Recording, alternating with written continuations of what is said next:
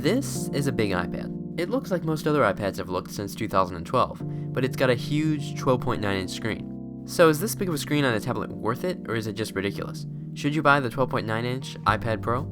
Let's find out.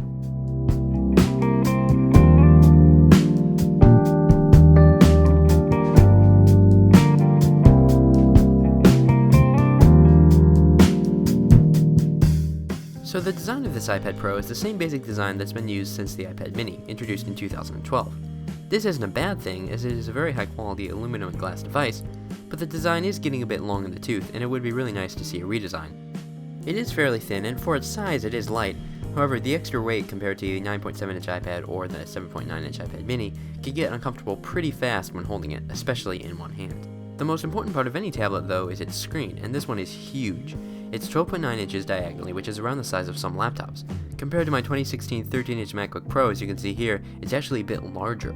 But being that this is a tablet, the experience you get while using this is much more immersive and just feels a lot bigger because you're holding it, as opposed to using a laptop at a desk or on your lap. Performance is handled by the Apple A9X chip. It handles everything I do just fine. Multitasking is done easily, switching between tasks poses no problem, and overall this is just a really seriously powerful machine, and to be honest, I really don't use it to its full potential. If you do want to use this, however, for a laptop replacement, the extra power will definitely come in handy, and it can more than handle any professional applications that are available in the App Store that you want to use. So what's it like to actually use this big iPad? Well, for the most part, great. The larger screen, of course, makes everything bigger, and that includes the entire iPad experience. Video watching is really awesome, almost like holding a large TV, and the quad speakers make everything really immersive. Reading news is like holding an actual newspaper as you browse stories, and browsing photos is like holding a large copy of the picture in your hand, allowing you to see even small details clearly. Games are nice and big, giving more room for controls and making it easier to see details within the graphics. Textbooks are like holding an actual life-size page, allowing you to easily read them and see any graphics or images in them, and web browsing is also quite nice. Basically, it takes the whole iPad experience and amplifies it across an even bigger canvas. Another awesome thing is the Apple Pencil. I use my iPad for my online math class for college, and it is an absolutely amazing experience with this iPad Pro and Apple Pencil. The larger size of the screen really helps in this case, giving me more room to work problems and write handwritten notes. Ultimately, whatever you do in the 12.9-inch iPad Pro, whether it's casual or professional use, or both, for the most part it is nicer and oftentimes just overall better and more fun on the larger screen.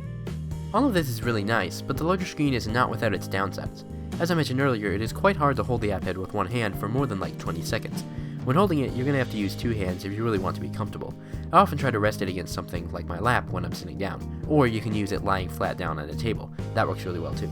This can make it hard to use in certain situations, not to mention the overall awkwardness of the larger size, and it's also harder to carry around, certainly not as easy to just pick up and go like the regular iPad.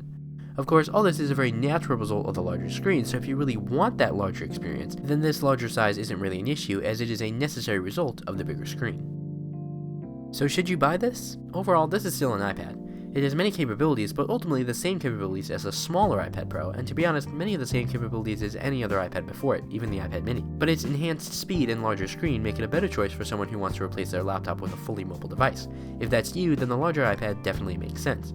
Also, if you want to use the Apple Pencil, I really think this larger iPad makes sense as well, as it gives you a lot more room to draw, write, and work, like having a larger piece of paper. But if you're just what I call a typical iPad user who is using the iPad mainly for casual use, with some work or school stuff mixed in, this iPad is a tougher sell.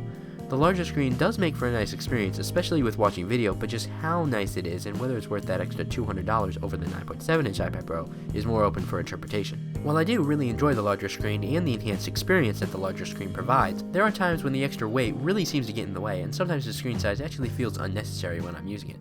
Sometimes I could see myself being better off with the standard iPad size, but for the most part I do enjoy the enhanced experience that this larger screen gives. So if you're an average iPad user, the iPad Pro doesn't offer much besides the larger screen. The experience is quite nice, however the weight definitely is a negative factor, so consider that when purchasing this iPad. The bottom line is, if you want the biggest, largest, most immersive iPad experience that's just really fun, no matter what you're using your iPad for, then this iPad is worth your buy.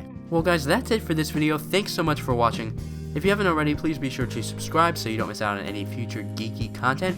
Give this video a big thumbs up if you enjoyed it. Comment and let me know what you think of the 12.9-inch iPad Pro.